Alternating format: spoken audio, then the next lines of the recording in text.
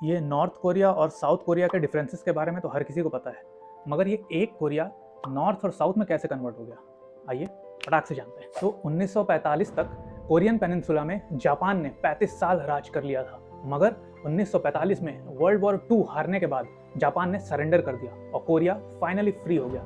मगर फ्रीडम के साथ एक नया ट्विस्ट आया।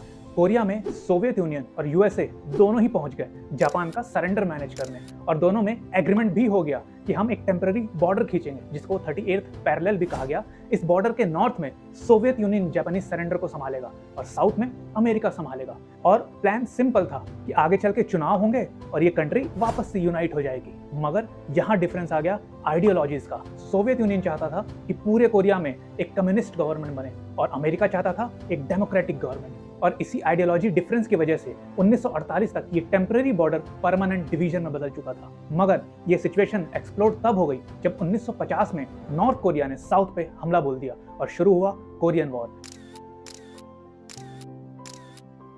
इस वॉर में अमेरिका, चाइना सहित कई दूसरे कंट्रीज ने पार्टिसिपेट किया और कई लाखों लोग मारे गए। मगर 3 साल तक लगातार युद्ध चलने के बाद फाइनली सीज फायर हुआ। तो कोल्ड वॉर की 2 अलग अलग आइडियोलॉजीज की वजह से एक ही कंट्री 2 हिस्सों में डिवाइड हो गया, जिसमें एक हिस्सा आगे चल के टेक्नोलॉजिकल जायंट के रूप में उभरा और एक हिस्सा दुनिया की सबसे आइसोलेटेड कंट्री बन गया। बाकी जियोपॉलिटिकल हिस्ट्री से रिलेटेड किसी और इवेंट के बारे में आपको जानना है तो मुझे कमेंट सेक्शन में जरूर बताएं।